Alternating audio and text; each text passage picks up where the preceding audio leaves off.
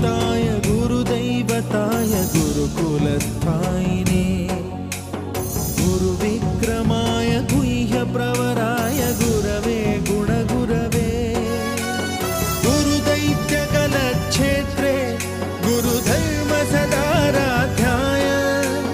गुरुपुत्रपरित्रात्रे गुरुपाखण्डखण्डकाय गीतसाराय गीततत्त्वाय गीतगोत्राय धीमहि गूढगुल्फाय गन्धमत्ताय गोजयप्रदाय धीमहि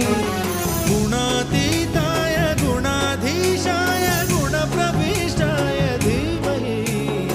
एकदन्ताय वक्रतुण्डाय